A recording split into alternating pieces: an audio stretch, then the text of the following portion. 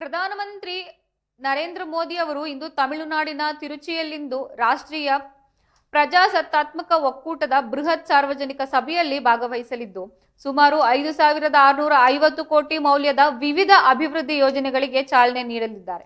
ಈ ಕಾರ್ಯಕ್ರಮವು ಲೋಕಸಭಾ ಚುನಾವಣೆಗೆ ಮುನ್ನ ಬಿಜೆಪಿ ಮತ್ತು ಅದರ ಮಿತ್ರ ಪಕ್ಷಗಳಿಗೆ ರಾಜಕೀಯವಾಗಿ ಮಹತ್ವದ್ದಾಗಿದೆ. ಅಭಿವೃದ್ಧಿ ಯೋಜನೆಗಳ ವಿವರಗಳನ್ನು ಗಮನಿಸುವುದಾದರೆ ಪೆಟ್ರೋಲಿಯಂ ಮತ್ತು ನೈಸರ್ಗಿಕ ಅನಿಲ ವಲಯದಲ್ಲಿ ನೀಲಗಿರಿ ಮತ್ತು ಈರೋಡ್ ಜಿಲ್ಲೆಗಳಲ್ಲಿ ಸುಮಾರು 3,680 ಕೋಟಿ ವೆಚ್ಚದ ಭಾರತ್ ಪೆಟ್ರೋಲಿಯಂನ ಸಿಟಿ ಗ್ಯಾಸ್ ವಿತರಣಾ ಚಾಲನೆಗೆ ಶಂಕುಸ್ಥಾಪನೆ ನೆರವೇರಿಸಲಿದ್ದಾರೆ. ಇದು ಸುಮಾರು 8.8 ಲಕ್ಷ ಮನೆಗಳಿಗೆ ಪೈಪ್ ನೈಸರ್ಗಿಕ ಅನಿಲ ಸಂಪರ್ಕ ಕಲ್ಪಿಸಲಿದೆ.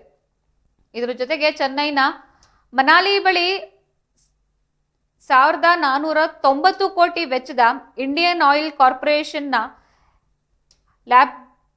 ಲ್ಯಾಬ್ ಬಿಲ್ಡಿಂಗ್ ಘಟಕವನ್ನು ಲೋಕಾರ್ಪಣೆಗೊಳಿಸಲಿದ್ದಾರೆ. ರಸ್ತೆ ಸಂಪರ್ಕ ವಲಯದಲ್ಲಿ ಪ್ರಧಾನಮಂತ್ರಿ ಗ್ರಾಮ್ ಸಡಕ್ ಯೋಜನೆಯಡಿ 370 ಕಿಲೋಮೀಟರ್ ಉದ್ದದ ಸುಮಾರು 89 ಗ್ರಾಮೀಣ ರಸ್ತೆಗಳ ಉದ್ಘಾಟನೆ ಮತ್ತು ರಾಷ್ಟ್ರೀಯ ಹೆದ್ದಾರಿ 81ರಲ್ಲಿ ಗಂಗೈಕೊಂಡ ಚೋಳಪುರಂ ಬಳಿ ಗ್ರೀನ್ ಫೀಲ್ಡ್ ಬೈಪಾಸ್ಗೆ ಶಂಕುಸ್ಥಾಪನೆ ನೆರವೇರಿಸಲಿದ್ದಾರೆ.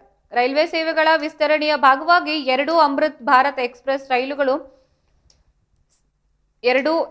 ರೈಲುಗಳು ಮತ್ತು 1 ಪ್ಯಾಸೆಂಜರ್ ರೈಲು ಸೇರಿದಂತೆ ಒಟ್ಟು 5 ಹೊಸ ರೈಲು ಸೇವೆಗಳಿಗೆ ಚಾಲನೆ ನೀಡಲಿದ್ದಾರೆ. ಪ್ರಧಾನಿ ಮೋದಿ ಅವರ ಭೇಟಿಯ ಹಿನ್ನೆಲೆಯಲ್ಲಿ ತಿರುಚಿಯಲ್ಲಿ ಬಿಗಿ ಪೊಲೀಸ್ ಬಂದೋಬಸ್ತ್ ಮಾಡಲಾಗಿದೆ ಮತ್ತು ಎಸ್ಪಿಜಿ ತಂಡವು ಭದ್ರತೆಯ ಮೇಲ್ವಿಚಾರಣೆ ನಡೆಸುತ್ತಿದೆ.